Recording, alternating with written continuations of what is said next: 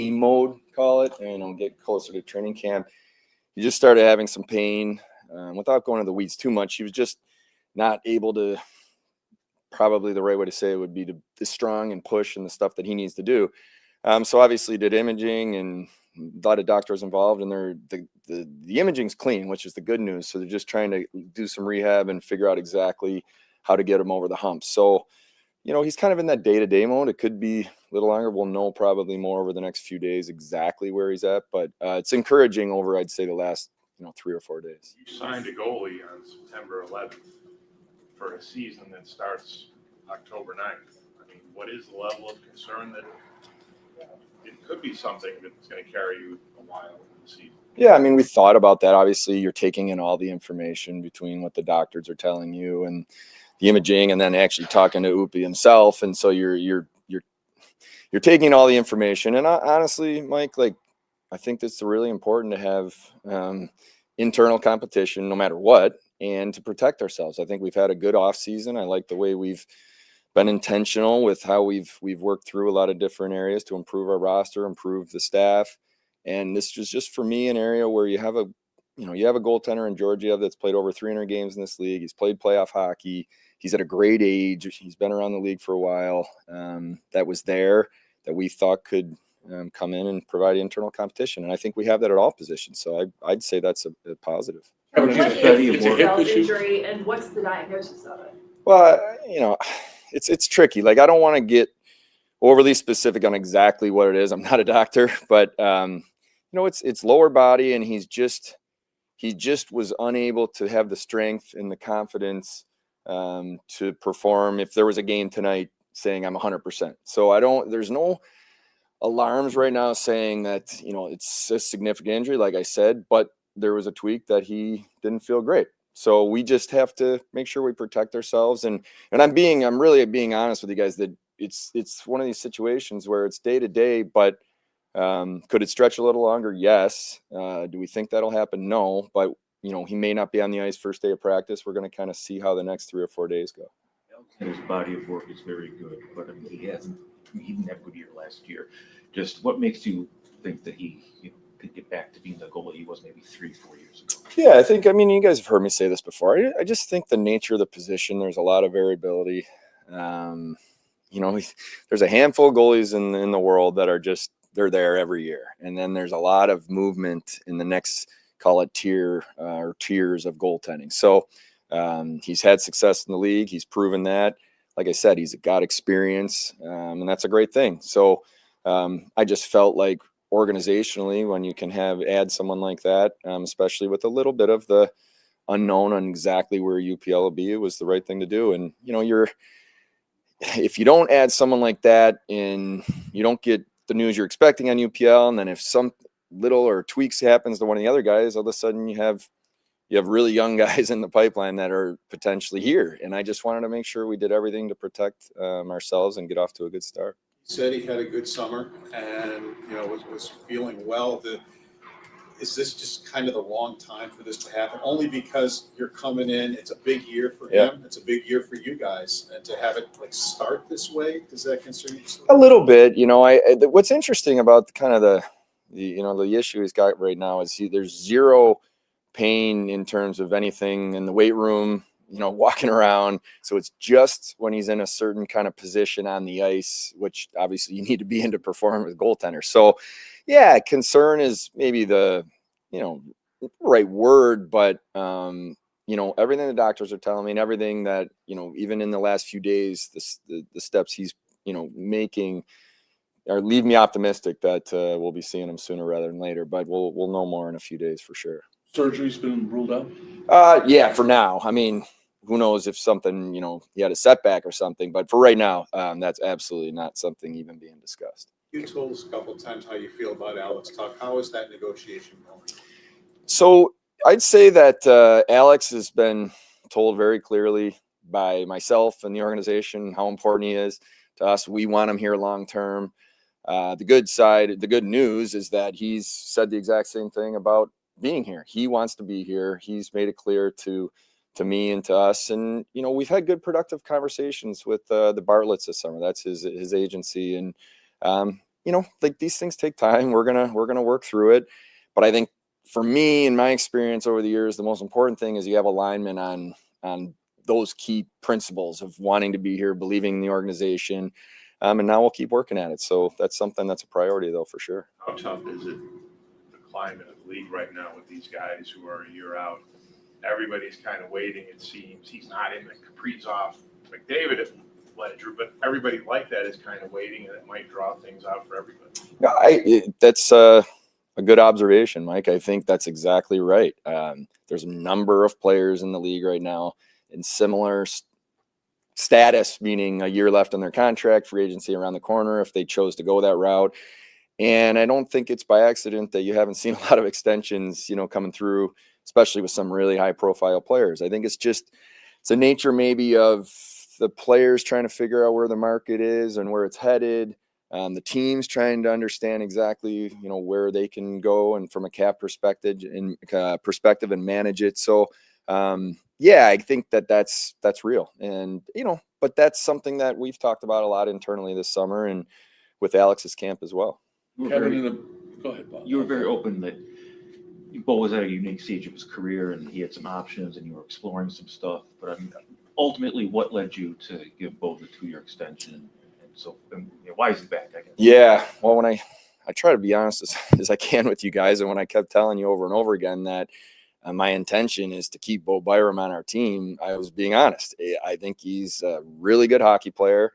I did not want to trade him.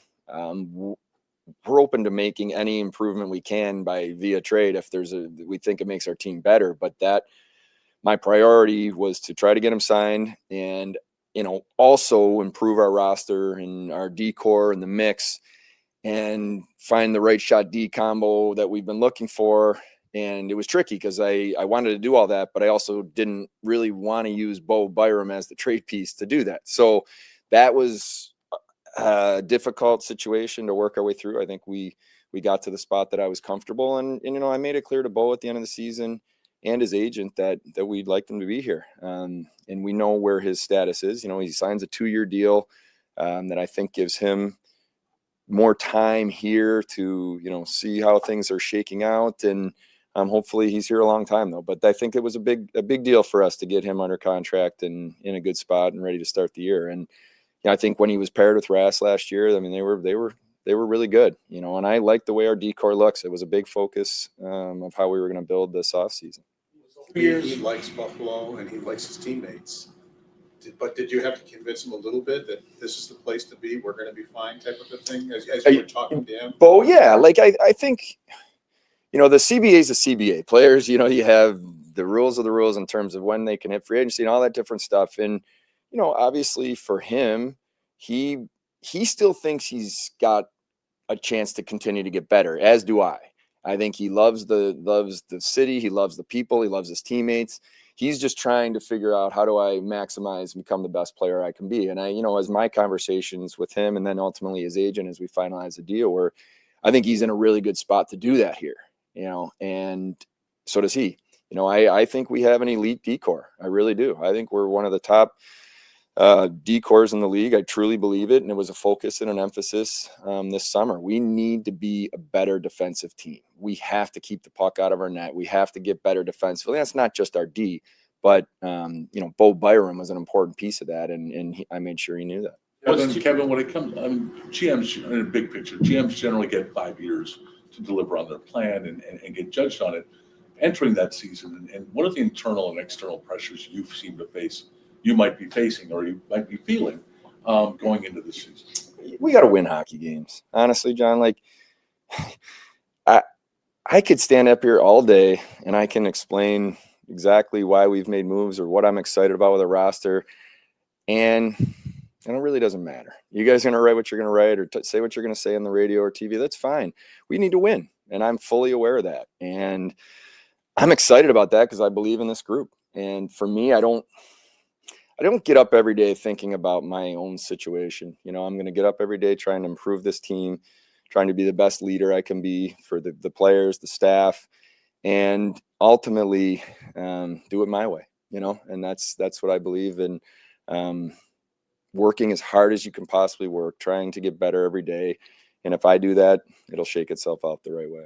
Nobody in this, almost no one in the history of the league has dealt with the situation this team is going to deal with. None of these players, none of them have been here for 14 years, but that's all they're going to hear about from fans, from media, from out-of-town media, until such time as you make the playoffs.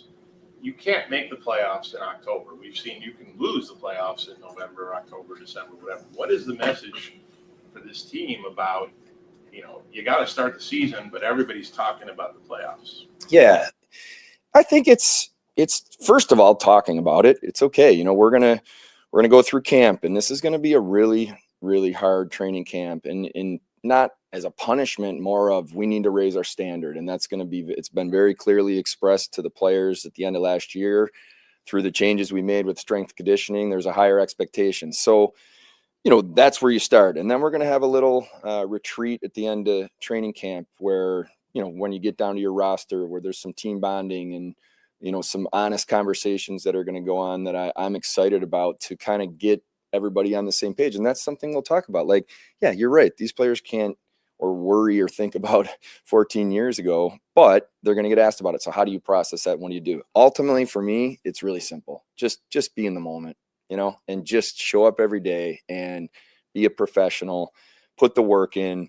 We win hockey games by doing things the right way. It'll take care of itself. And I know that's a cliche and it's easy to say that, but I just truly believe it. And if our players buy into that, the noise is the noise. You just have to block it out and understand that that's part of it. Do you have to do things differently, though, as the GM? If things go a little south here that maybe you wouldn't have done a couple of years ago?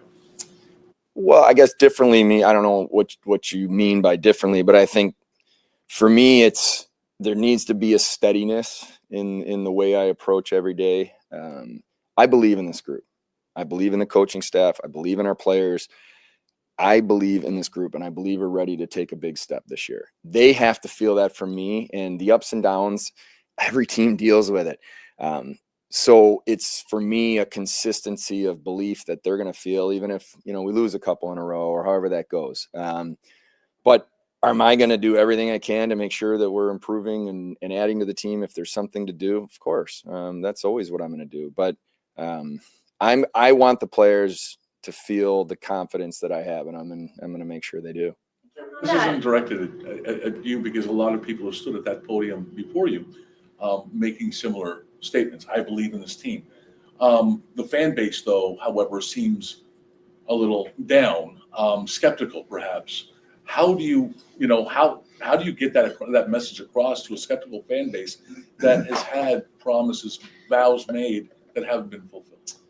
Yeah, it's kind of what I said earlier, honestly, John. Like, words are words. Like, I can't stand up here and talk to our fan base and say anything other than I am genuinely excited about this team. I am. But we have to prove it on the ice. We have to win games, and we have to get that building where when teams come in, it's a fun atmosphere. It's the fans are into it. We're hard to play against. Like, that's my job, and it's taken time. We have depth now at all the positions. We have roster spot battles. We have competition internally. I think this is a healthy way to go into training camp. But you're right. Like, our fans we need to earn that trust and respect by the way we perform on the ice. And anything I say up here ultimately doesn't really matter. We have to prove it. When it comes to Alex, you mentioned he really wants to be here. You really want him here. I'm curious, I guess, where the gap is, because it seems like he checks every box. Like, the risk of letting that go into the season seems like it would be not something you really want to do. Like, where is the gap and why isn't it done yet? Yeah, I'd love to tell you exactly, but I just think it's a little tricky to get into the nuances and the negotiations publicly or any of that. So I want to be careful there. But, we'd get a deal done today if it's the right deal. There's not a let's wait or this. It's just a matter of working through something that makes sense for both sides. That's the best way to say it. No matter what, deals aren't ever easy to get across the finish line. But we're going to work at it, and it's a priority. That's really the best way I could answer it.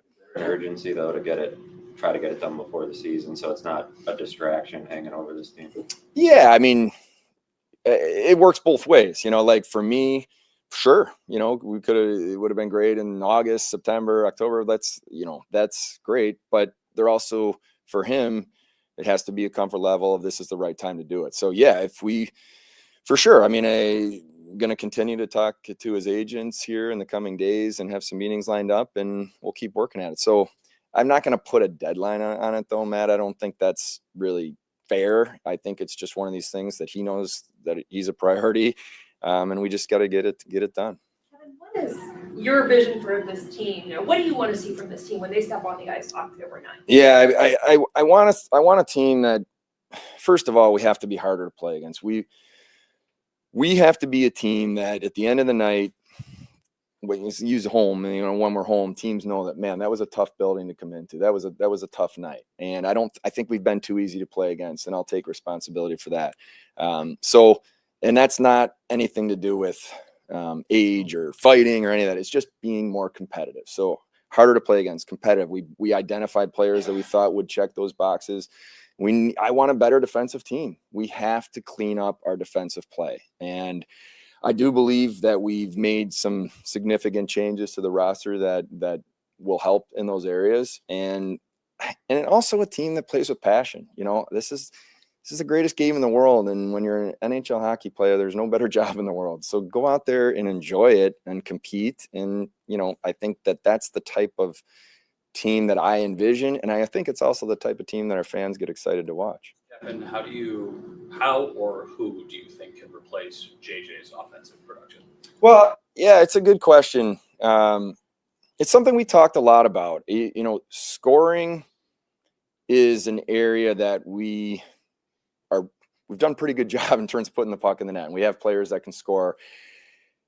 Honestly, it's, to me, less about who's replacing the goals and more about how are we not giving up as many. And what are we going to do to be better defensively? Well, how are we going to manage the puck better? How are we going to just play a more mature game, and you're up a goal in the third period, and maybe you're not extending your shift, or maybe you're not trying that extra play behind the back pass, or you just, those type of things. So I'm less worried, and we were very intentional about this in the offseason, less worried about the talent and the scoring and trying more to get that harder to play against two-way veteran players, guys that understand how to play in this league. And that, to me, is where the focus was and needed to be. You mentioned several times how you think this is a better defensive core. Obviously, Michael Kesselring, I imagine, a big part of that. What excites you the most? What is it about him that you think will really help elevate this team? Yeah, I think I may have said this, when we made the trade, but generally it's tough to get 6'5" right shot D that can skate and play in your top four, especially kind of in their prime years. It's just very difficult. I felt strongly that he's a type of player that can slide in and play with Owen Power. Or, Lindy might change the pairs, however that works. But he's going to bring a presence. He's got a nastiness to him. He plays hard. He's still evolving as a player, but I think he's going to have every opportunity to have a big role here. And how much Owen Power first? Good. Yep, he's ready to go 100%, and he'll be good.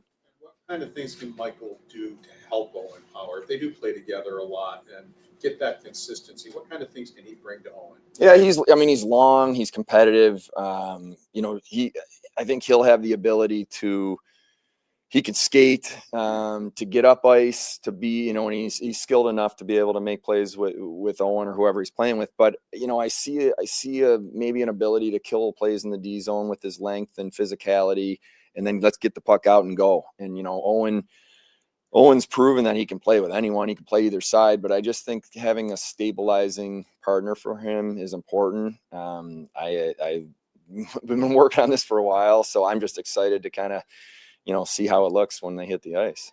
How much of a factor was with moving JJ, thinking about where Zach Benson and Jack Quinn bouncing back and guys like that who maybe didn't produce as much can go with their offense?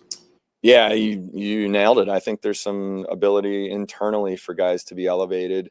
Zach's still a young player, but now he has been in the league a couple of years and kind of learning what the league and how to make it work. And So I do expect that from him. You know, Jack Quinn, I had a really good conversation at the end of the year with Jack, in a real heart to heart in some ways, in terms of honesty, that he owned where he, you know, was deficient in certain ways, and he went to work. And I believe in the character, in the work ethic, and for Jack Quinn, and I'll bet on that kid all day long. So I do expect us to have some bigger production out of both those guys. You've gotten through development camp, the prospects challenge, so you've gotten a good look at Ruddy Murtka. What was the initial takeaway for the organization about Ruddy?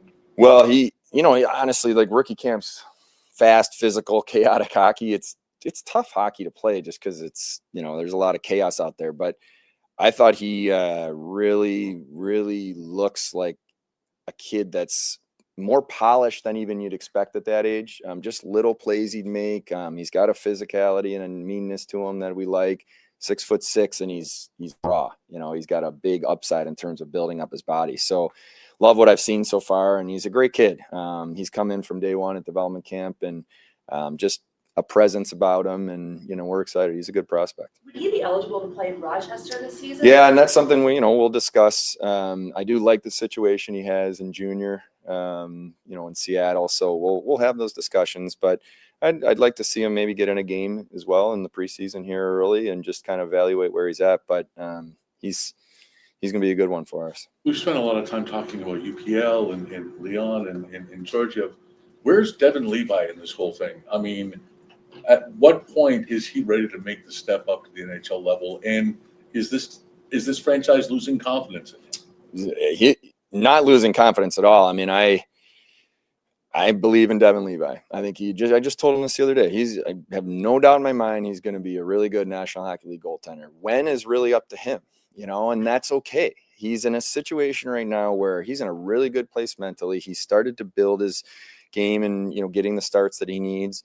He'll tell us when he's ready. And I think we've been pretty, you know, proven this over the years. When players, you know, push it and they're ready, then we'll figure out a way to have him here if he can help us win hockey games. But he doesn't need waivers, and it's also it's not a bad thing for him to be able to continue to work on his game and build his game if that's what we choose. But I have no doubt in my mind that Devin Levi is going to be a really good NHL goaltender. Who is doing Adam Merritt's job right now, and what is the organization going to do? How do you handle this going forward? Yeah, I understand, Mike. I respect the question. I hope you can respect a little bit that obviously this is a legal issue, and he's on administrative leave, and I'm wishing him all the best. I can't really say much more than that, but we do have a plan internally in terms of just making sure that we have coverage in terms of our prospects, and you know, we'll see, you know, as we move forward here, we'll get that even further along in some of the meetings over the next week. But yeah, I'm thinking about Adam. No one has been named. No.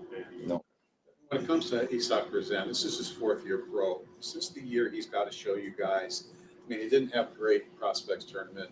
Is this year he's got to step up and show you guys that he can play at the NHL? Yeah, I think that's fair, Paul. You know, he's really done a nice job in terms of his progression from when he first was drafted to where he is today. But, you know, my message to the young guys before rookie camp, and even today when I meet with you know, everybody later this afternoon, is, especially as a young player, you got to go take someone's job.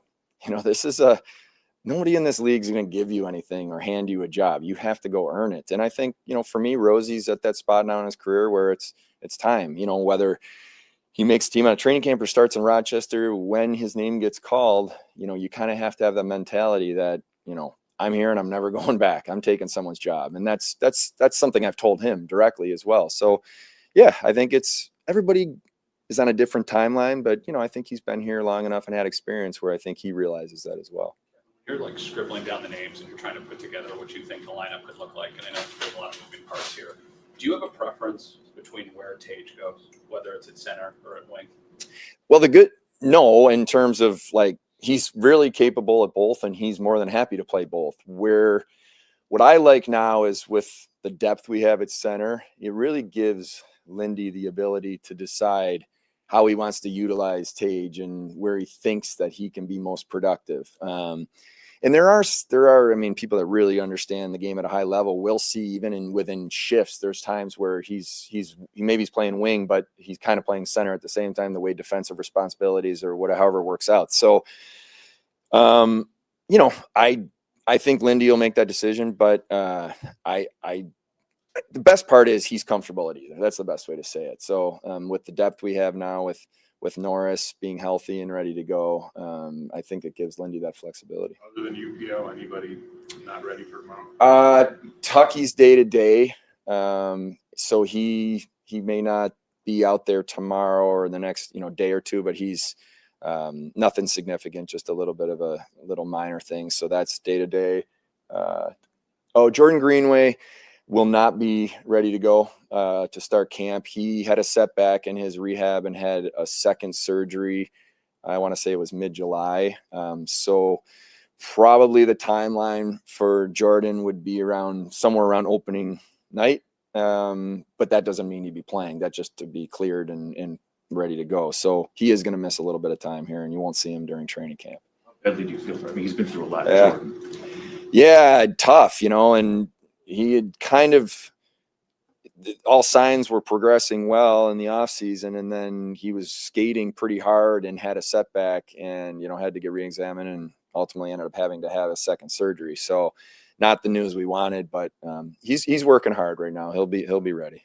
Was there a bit of any philosophy change a little bit with guys like Hellenius and Osland and that group is like, you don't need to rush them. Yep. You've got guys where they can stay in Rochester, develop that type of thing. And do you have a little bit of a philosophy change there? I don't know if it's a change, Paul. I mean, I think when I look at, other than probably Owen Power's different, number 1 overall pick, and he would have come in and played on 31 other teams as well. Probably other than Zach Benson, who was a little bit of just the way he played and just every other prospect we've had, whether it was Jack Quinn or Paterka at the time or Samuelson, has come up, through Rochester and kind of they told us when they were ready almost just with their play.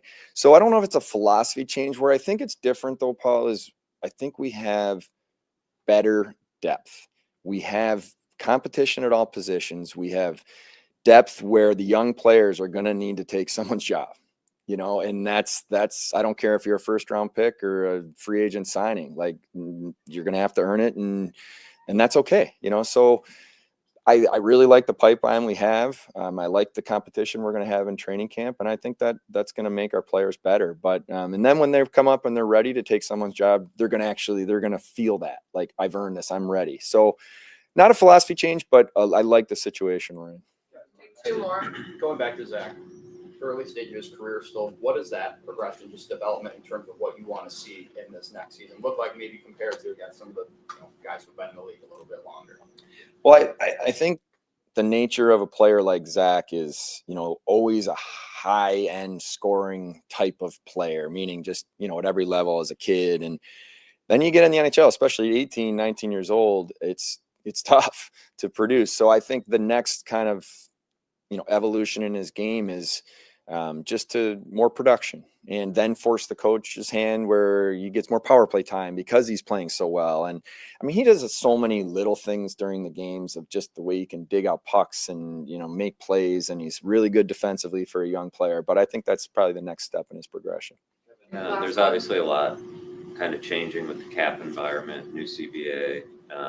You mentioned some of those big guys that are up for deals, kind of maybe holds things up a little bit on the market. I'm curious, I've noticed whether it was Marner, Draisaitl, like they have these bonus heavy deals, and Florida has a ton of these bonus heavy deals. You guys haven't done your deals quite like that. I'm curious what you've maybe noticed about that environment and what your philosophy is on structuring contracts that way. Yeah, well, like we've something we've thought a lot about. I mean, ultimately, everybody's got a little bit of a different philosophy or how they do things, but when we started signing now a few years ago, some of those, extensions or longer term contracts, we kind of had a template that we used, and whether it was in trade protection or, you saw probably some of those deals with maybe a signing bonus in year one, but then flat structure after. We just feel that makes the most sense for us. But, ultimately, they're going to end up with the same money in a year. So it's not, for us, I understand why other teams do it, but that's for internally, we've had a lot of discussions on this, and it just feels like that's the structure that we've landed on that makes the most sense. And though, like, is that something competitively that you're able and willing to do? Oh, yeah. I mean, if it's never going to change, it wouldn't be a deal breaker if that's what you're asking. But, I think we have an internal structure that we've had that works for us. And, that's Rasmus Dahlin was similar when he signed his extension. And so that's something that we've stuck with. But no, there's never been any sort of conversation, if that's what you're getting at, like, oh no, you can't do this, or you can do that. We want to put the best team together we can possibly put. We're always keeping an eye on the marketplace and other contracts that are signed. We understand how that works across the league, but we just want the best players we can and get them done. All right, we'll be here with Lindy Thank you. in just a minute. Thank you. Have a good day, everyone. Hey, Justin, you send that to me. I'll pop out, transcribe it, all the injury stuff at least.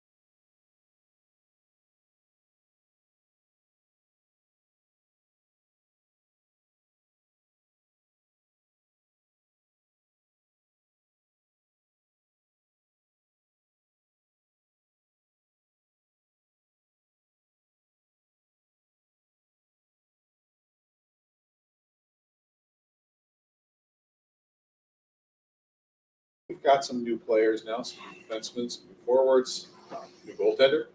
How are you guys going to get better defensively? I know you talked in April about that you need to get better defensively. How are you guys coming into camp and going to accomplish that? A lot of ways. I think first, our guys have had a good summer when it comes to preparing for this year, understanding, what our needs as a team have to be. A little bit of structural, work we've done as a coaching staff on putting ourselves in a better place to try to keep the goals against down, because we need to be better in that area. I think we look at some of the bodies we brought in. We're going to have a healthy Norris, the two defensemen, Danforth, real hard body to play against. Doan, hard kid to play against. So the hardness, some of the one-on-one puck compete, I think will help us in that area also. How disconcerting is the UPL issue? And on the other hand of that, tell us what your impression was of Georgiev, knowing what you know from New York. Yeah, UPL is a situation right now. We don't really know, where that's going to go. I think I'm optimistic that this is going to be, like a little short term, but still have to protect ourselves. Georgiev, obviously I had him when he was young in New York. I think he's proven that he's a good quality goaltender in this league. I think he's got something to prove. I had several long conversations with him before we got into bringing him into camp. And I think his head is in the right place, and I think he's a guy that we needed protection, and he'll give us that. And just in that majority of how does this impact bringing him in the pecking order for the goalies, or is there a pecking order yet? There is no pecking order, because we don't know really. UPL obviously is the guy that we're looking at to be our goaltender. But with his situation, we needed another guy. How valuable is it as a coaching staff to have the full camp compared to last year? I think the full camp is going to be real important, where we're just going to stay in one place, and we've got a focus group. Like I said, our guys have had a good off season, and now we got to go out and go to work. How much of a better idea do you have of what this team is and what it needs, and after laying the foundation and learning what you did from last year? I've learned a lot, obviously. Last year, you need growth by adversity. I think as a staff, we faced it. As players, we faced it. I go back to the last 20 games where we were still digging in without some key players and playing some young guys. We played the type of hockey that would put us in the right place to be where we want to be when the year ends. How much is that, the way the season ended with that and the performance, how much does that encourage you going into this season? I am really encouraged. First of all, like I said, we've had a good off season. I'm not going to overstate it, but we have some of the changes we're going to make. I think should help our team. I'd still look at our team. We've got not many teams have a 44 goal scorer, 37, a couple 20 goal scorers. We need to be better at keeping it out of our net than we need about scoring more goals. So, and I think there's a real good understanding, and where we lack the consistency, there's games where we were able to lock it down and win games. When you look at the league as a whole, when I think the number is 78% of the games were 1-goal games or 2-goal games with an empty net. It just tells you that in tight situations, you have to be able to win those hockey games. We didn't win enough of them. 27 goals in JJ. Is that where maybe Norris and a second-year Cooley can come in to maybe help account for that? Yeah, definitely, Paul. I think we haven't even got to see. I think we will get an opportunity now to see the real Norris, a guy that's trained all summer, is healthy. It's his first year of training for several years because of dealing with what he'd been dealing with. We know that he's an elite player. I think you can recover some of the goals there. I think at the same time, we've got a guy that is a real good two-way player, 200-foot player, can play well defensively, a guy that we're going to look at almost in every situation. Kulik, I think, stepped in the absence of our top center, and he did a heck of a job as a young centerman. He was a big part of that last 20 games, and I think there was good chemistry there with the way he played in his own end, helping Tage out of the zone and freeing Tage up to be a little bit more up ice.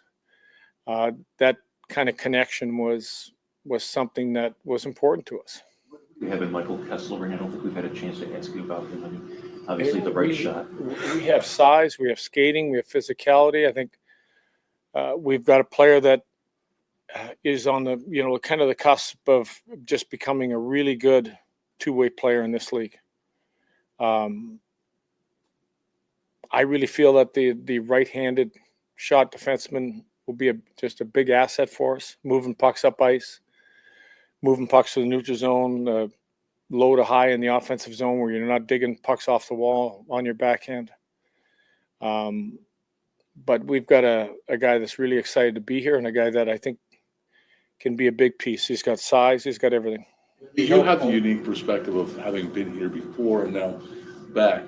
So you're really the only person who's been aware of the 14-year drought while these players haven't. What is your perspective? Do you address it? Do you approach it? Or do you flush it? Flush it. I'll say this again. Some of these guys have been just go to the organization. Some have been here for the full 14. Some have been here for half of it. Some players have been here for one or two. We have to just focus on one game at a time. We can't spend any time on it. The best teams in this league are going to lose 30 games. Owen and Kesselring together a lot. Can Kesselring help Owen maybe become a better player if they're have a consistency together? I look at our defense crew, and if you look at two guys you're putting on the ice that are 6'5", both guys can skate. I think the biggest thing I've tried to mention is the defending part. We have to be better. Every player has to be better in that area. Owen has to be better. Owen's growth through some adversity last year might come at the hands of Michael. He might be able to help him out. But I think Michael's at the stage where he understands what it is to be a good player in this league. And Owen is right on the tip of that too. When you came in with New Jersey, you often talked a lot about Developmental. Now you're his coach. You saw last year he was a top 10 Norris guy. How elite, how much of a ceiling can he have here, and how much does he need to really help carry this team? I think any elite defenseman is the guy you look to. And we've seen when the game is kind of on the line, what he can offer from an offensive stance, from a defensive stance. He's a game changer. We know that. He understands that. I think there's parts of his game he's still working on to improve. And I think that's one of the qualities that a really good player can have is they're never happy with their game. You said just a second ago you have to flush the whole 14-year thing. You have to do that internally. I get that. How do you figure this team's going to deal with, though, constantly hearing it when you go on the road, when you hear it from fans here? I mean, it's going to be everywhere until it goes. Win games. Win games will force other people to talk about, boy, you guys are winning a lot of games. Just win games. Play good hockey and win games. Talk is cheap. We're gonna have to just win games. I want to see where that's a tough team to play against. That was a tough team to play against. That was a hard game. Understanding what you said a couple minutes ago about how close games in this league are, what gives you the confidence that your power play can be more effective this year and potentially help you get a little bit more production in those close games? So power play percentages went up in the league too. I think the average was like 21.8. I look at the last 50 games. We got off to a terrible start. We are looking at improvement, like from the start of the year to where we're at. We got that improvement. We look at like a Norris stepping in now, how he can help us. What Zucker was doing for us. I think we found, and I believe this, that the best power plays have 5 guys that stay together almost the whole year. And now with Norris stepping in, we feel we've got a unit of 5 that we're looking at that can help us win hockey games. And it is a very important part of the game. And even though that first couple months, it wasn't good enough for us, we were still right there late November if our power play would have pushed through. Lindy, when you evaluated your coaching staff in the off season, made the decision to bring back all the assistants, obviously switched out the strength coach. I'm curious what went into those decisions to retain those guys and also to swap things out at the strength coach. First of all, I wanted continuity. Second, I did explore the opportunity to try to improve the staff. I looked at last year, 2 new coaches coming in, myself and Seth Appert, and the continuity I want to carry from last year, this year, knowing that all of us have to be better. We all have to be better. Seth knows this group better. I know this group better.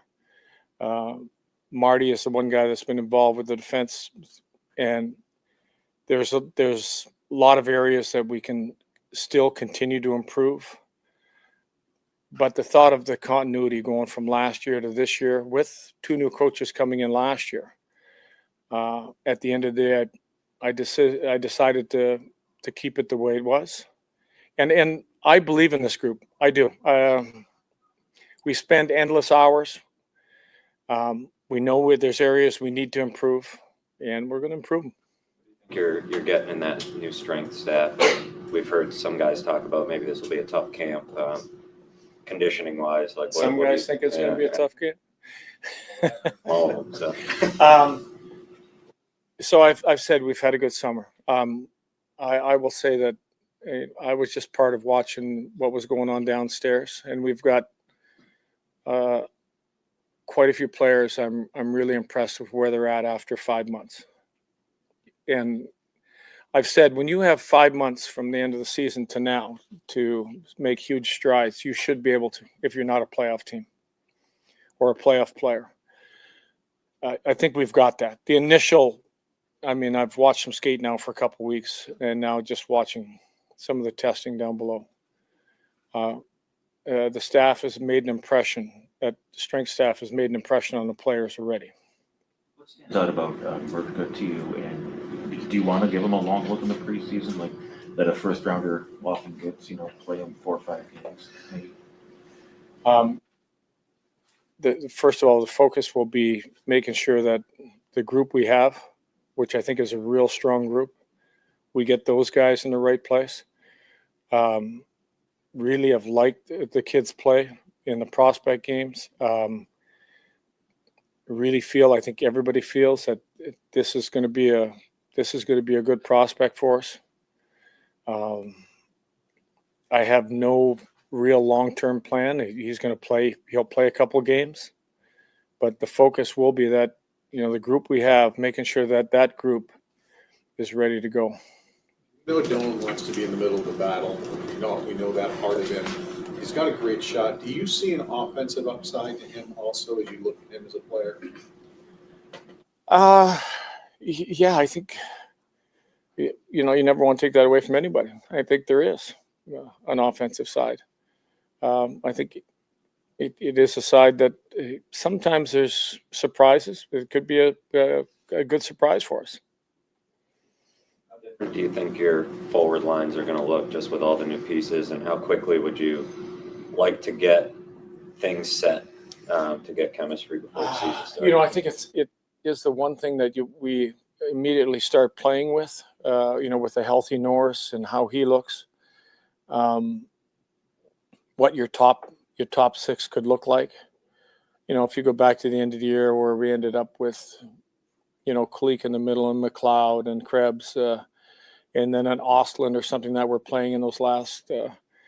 Now you're looking at Norris, McLeod, Kulik. That's gonna. I think it'll play out. I'm extremely optimistic about how Norris is going to fit in and who he'll fit in with, and but at the same time, you can look at, he could be playing with a Thompson if Tuck is, maybe on the line right below him. So, we've talked about different options. And when I look at it, I think all the options are really good. I think we have some organizational depth with our forward. We have guys that are going to push for, can I be, maybe one rung up in the ladder, which I think is a good place to be. Because of Norris being back healthy, do you just start the way you finished with Tage on the wing?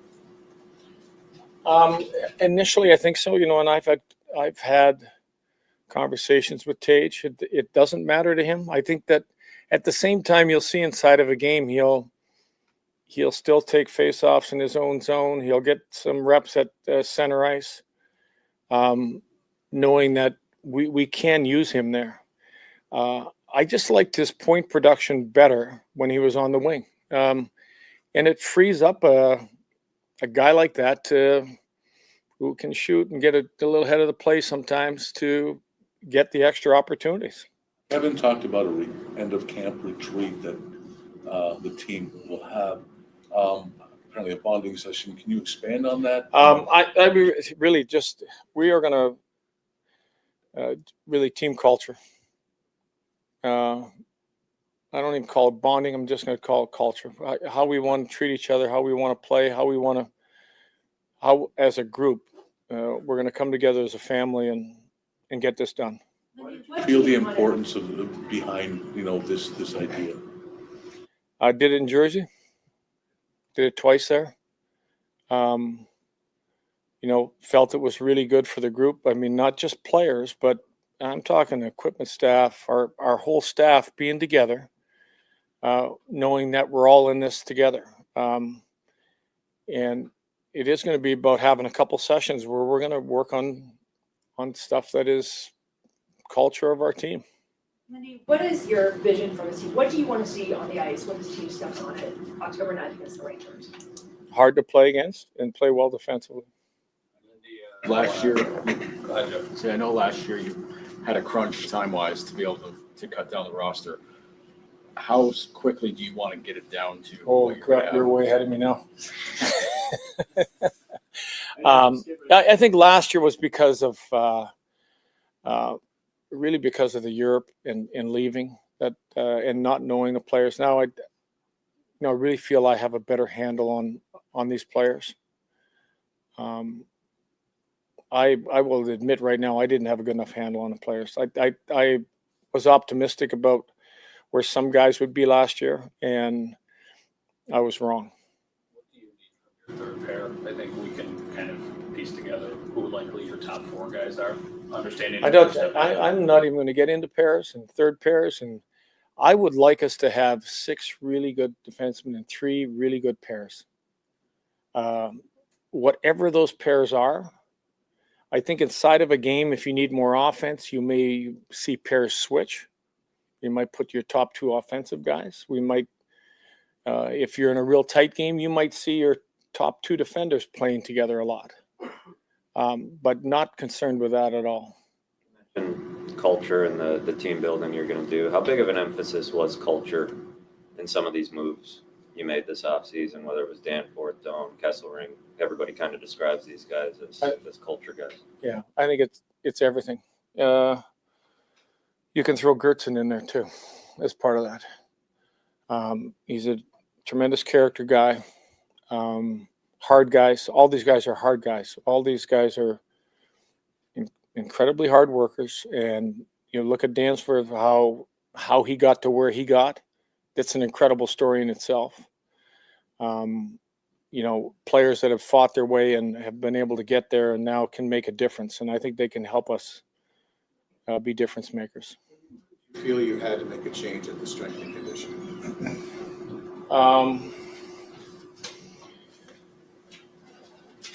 Last year, during the year. Lindy, you're going to have. I'm not going to put a date on, but during the year, Paul. You're going to have a full training camp this year rather than having to pack up and go to Europe halfway through. How will that help you kind of reiterate your philosophies and your culture this year? We don't have travel to worry about. We don't have, activities that are abroad or traveling somewhere else. We get to plan our practice every day. We get to meet in our own facility every day. I think that alone has a lot of value to it. Noticed in your conversations with Tage Thompson just about his mindset. I mean, he won gold at the Worlds. He was back here early. He's got a real shot at the Olympic team. Like, have you noticed a different look in his eye at all? Yeah, incredibly focused. I think the Olympics is a big deal for players. I think it's a big deal for him. I think his experience at the Worlds was a great experience. He played with Doan and Kesselring over there. They were part of that experience. So, we have three guys that were. I don't care what event you're playing in, but you win it. It brings you together. It shows you that you can be a winner. So, instantly, I think Tage got a real good taste for that. The winning goals on the end of his stick. I think it'll drive players. It'll drive. It's driven him. I think he's another guy that's had a real good summer. So I'm excited for him. Can he bring that attitude to his teammates? What's that? Can he bring that gold medal attitude to his teammates?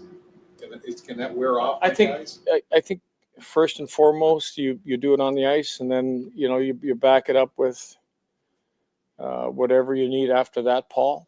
But I think when you have those qualities that you've just come off winning, I think he understands now. He was part of winning. You get a good feel for it, and it'll help push him. It'll help him be a guy that can help push his teammates. What does Justin Danforth's journey kind of illustrate about him? I mean, there are very few guys like him in the league. Really, when you look at where he started and where he's gotten. It just tells you about a guy that never quits. Yeah, he's had this dream, and the dream stayed alive. And a heck of a player in Europe, in Finland, and then over in Russia, and then came back and made it, and has found a way to buy into whatever he needs to get done, whether it's be a guy that's extremely hard to play against, where the guy that you need to score goals. You've got a little bit of everything there. So his journey is a journey of willpower. And for the letters, yeah. I assume your captain will be the same, but beyond that. My plan for the letters, they will still stay the same. Universal trait over the course of your career with teams that have success, make the playoffs, and the teams that fall short? You have to be able to defend. If you're gonna be a winning team, you have to be able to defend. You have to be able to score, but at important times you got to be able to defend where you can win a game that's 3-2 and you can keep it there. Lindy, you said culture a few times. What is the culture of the Sabres this season? What do you want it to be? Hard work and defending. Zach Benson, obviously finished the season playing on the top line. Do you think that he's capable of that across 82 games? I think he's capable of it. I think if you're in that situation, Zach had a lot of opportunities, but didn't finish. I think his finish had to, it has to be better if you're going to be in that situation. So I look at him. His playmaking ability was something that was, really good with Tage. And how hard he plays was really good. But I think, I look at some of the breakaways and some of the high quality opportunities that, didn't finish on, that I think if you're going to be that, that top line player, it has to convert into being in the back of the net. Thank you. Wear your walking shoes.